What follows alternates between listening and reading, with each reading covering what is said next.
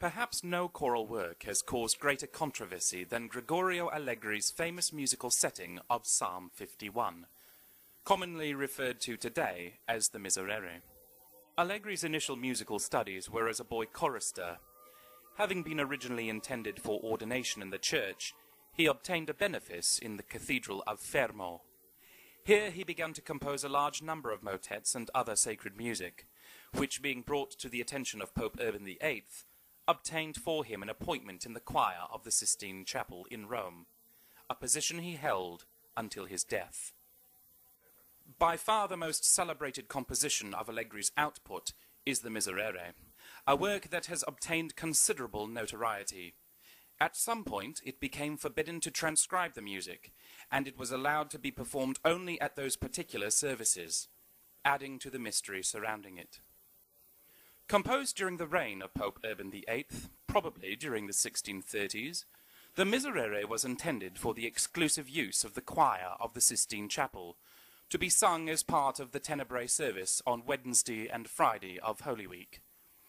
The service would usually start around 3 a.m., and during the ritual, candles would be extinguished one by one, until a single candle remained alight and hidden. Allegri composed his setting of the Miserere for this final act within the Tenebrae service. The Miserere is written for two choirs, one of 5 voices and one of 4 voices, and is an outstanding example of Renaissance polyphony.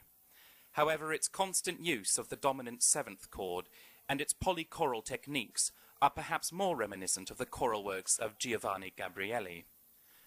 One of the choirs sings a simple version of the original Miserere chant, while the other choir, spatially separate, sings an ornamented commentary on this. The Miserere is one of the most frequently recorded examples of late Renaissance music, although it was actually composed during the chronological confines of the Baroque era. In this regard, it is representative of the music of the Roman school of composers, who were stylistically conservative.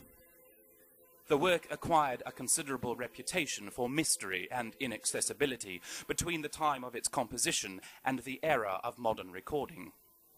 The Vatican, wanting to preserve its aura of mystery, forbade copies, threatening any publication or attempted unauthorized copy with excommunication. According to the letters of Leopold Mozart, the 14-year-old Wolfgang Mozart was visiting Rome when he first heard the piece during the Wednesday service. Later that day, he wrote it down entirely from memory, producing what, in essence, was the first unauthorized copy.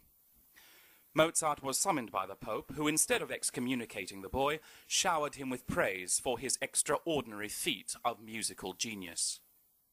Some time during Mozart's travels, he met the British music historian Dr. Charles Burney, who obtained the piece from the Mozarts and took it back to London, where it was published in 1771.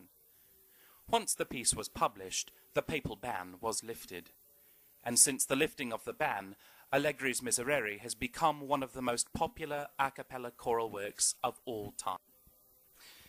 Mozart's pirated edition was not, however, the first copy of the work to leave Rome. 3 authorized copies of the work were actually distributed prior to 1770, to the Holy Roman Emperor Leopold I, to the King of Portugal, and to Padre Martini. None of them, however, succeeded in capturing the beauty of the Miserere, as it had been performed annually in the Sistine Chapel.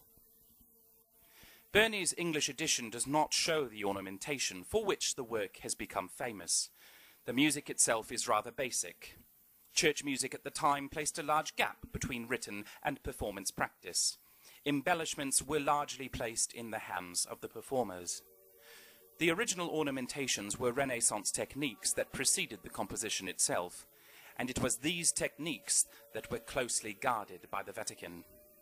Few written sources, and not even Burney's, showed the ornamentation, and it was this that created the legend of the work's mystery.